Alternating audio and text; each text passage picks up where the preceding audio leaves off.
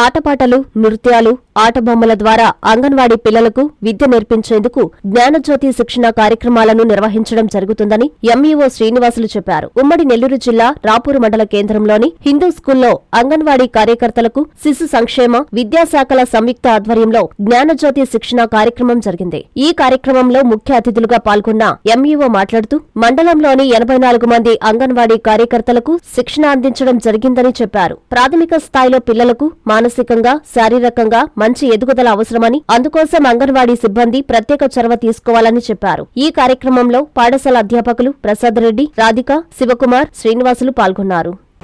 రాపూర్ మండలంలో విద్యాశాఖ మరియు స్త్రీ శిశు సంక్షేమ శాఖ 2 డిపార్ట్మెంట్లకు సంబంధించి అంగన్వాడీ కార్యకర్తలకి 120 రోజుల శిక్షణ కార్యక్రమం, జ్ఞానజ్యోతి అనేటువంటి శిక్షణ కార్యక్రమంలో భాగంగా ఈ రోజు 2వ రోజు, 3 రోజులు ఒక సెషను, తర్వాత 3 రోజులు, మొత్తంగా 6 రోజులు వీళ్ళకి వ్యక్తిగతంగా ఇక్కడ శిక్షణ కార్యక్రమం, 14 రోజులు ఆన్లైన్లో శిక్షణ కార్యక్రమం జరుగుతుంది.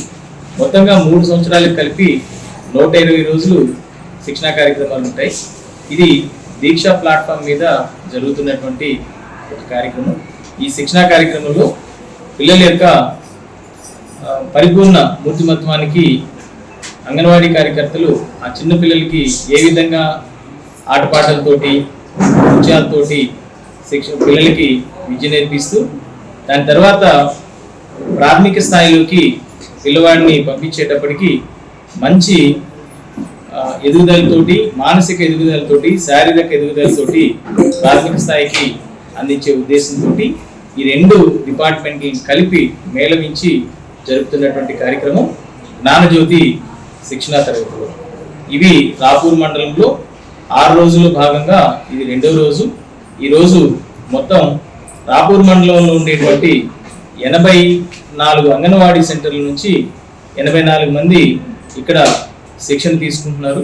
ఇందులో ఆర్పీలుగా ఒక 3 విద్యాశాఖ నుంచి నియమించడం జరిగింది.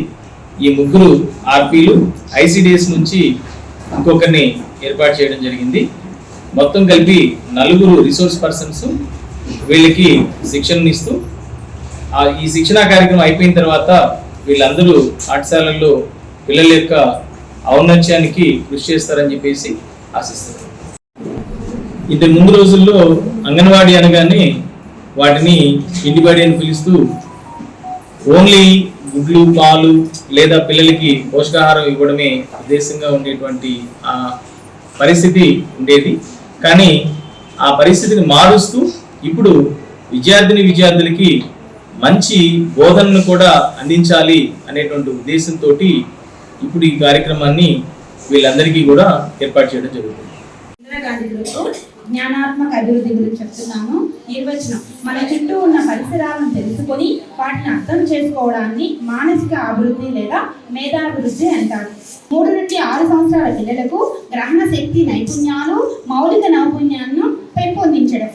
రుద్రమాదేవి మాకు ఇచ్చిన ఐటమ్ వచ్చి శారీరక అభివృద్ధి. ఈ శారీరక అభివృద్ధి అంటే దీన్ని ఫిజికల్ డెవలప్మెంట్ కూడా అంటారు. భౌతిక అభివృద్ధి దీని యొక్క నిర్వచనం అంటే 3 నుండి 6 సంవత్సరాల పిల్లల్లో శరీర పరిమాణంలో ఎత్తు మరియు బరువులు వచ్చే మార్పులని శారీరక అభివృద్ధి అంటారు. వెంకటగిరిలోని మన చైత్ర హాస్పిటల్ నందు అత్యాధునిక వైద్య పరికరాలతో చిన్నపిల్లలకు మెరుగైన వైద్య సేవలు, పెద్దలకు థైరాయిడ్, అధిక రక్తపోటు, మధుమేహం, విష జ్వరాలు, సాధారణ ఆడవారి సమస్యలకు ఆధునిక వైద్యం అందుబాటులో కలదు. తమ హాస్పిటల్లో డాక్టర్ సుమన్ ఎంబీబీఎస్, డిఎన్బి చిన్నపిల్లల వైద్య నిపుణులు మరియు PGPN Boston University children specialist మరియు doctor M Swapnasudha MBBS, FIDM sugar వ్యాధి నిపుణులు మరియు జనరల్ ఫిజిషియన్లచే మెరుగైన వైద్య సేవలు అందించడం జరుగుతుంది. చైత్ర హాస్పిటల్, ఎంఆర్ఓ ఆఫీసు ఎదురు, కాశీపేట, వెంకటగిరి పట్టణం, తిరుపతి జిల్లా. Hi Nilor, please subscribe to N3 TV.